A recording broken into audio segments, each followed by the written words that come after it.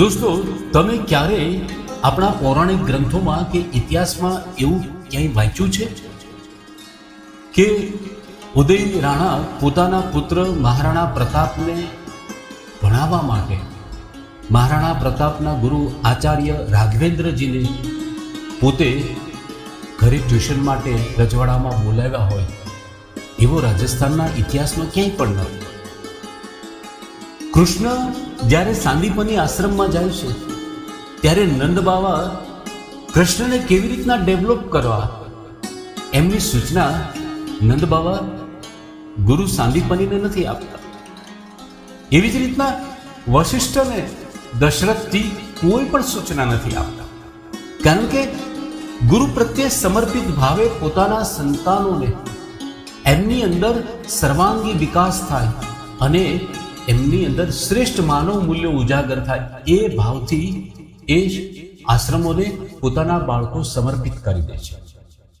હવે આજની પરિસ્થિતિ જોઈએ તો આજે દરેક શાળાઓ લખે છે કે એડમિશન ઓપન, પરંતુ શાળાનો અભિગમ ઓપન આપણને ભાગ્યે જ જોવા મળે. અને વાલી પણ એટલો જ અજ્ઞાન છે, કારણ કે વાલી સેન્ટ્રલ એસી સ્માર્ટ બોર્ડ અને શાળાની ભવ્ય ભૌતિક સમૃદ્ધિ જોઈને એ વમળમાં ફસાય છે અને શાળાની સાથે સંવાદ કરે છે. પણ અફસોસ અને કરુણતા એ છે કે શિક્ષણ સિવાયની બધી વાતોની ચર્ચા પેરેન્ટ્સ કરે છે. એવી જ રીતના વિદેશોમાં આપણે ઇન્ડોનેશિયાની સ્કૂલ, જે બેસ્ટ સ્કૂલોની કેટલીક યાદીમાં જે વિશ્વ કક્ષાએ છે, એમાં ગ્રીન સ્કૂલ બાલી ઇન્ડોનેશિયાની એ એવી જ સ્કૂલ કે જેમાં વાસ્તવમાં સર્વાંગી વિકાસ થાય બાળકનો, એ પ્રકારે એને ડેવલપ કરવામાં આવે છે.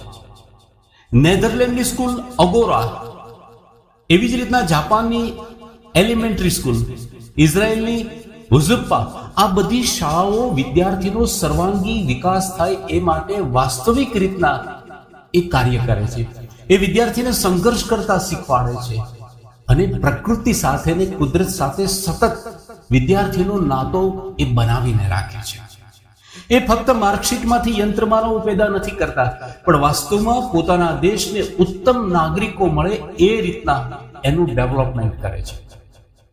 દોસ્તો, ભારત માટે અને ખાસ તો ગુજરાત માટે એક અફસોસની વાત છે કે આખી ગાડરીઓ પ્રવાહની આખી ભીડ ઘેટાની માફક એ અજ્ઞાનતા સાથે દોડા કરે.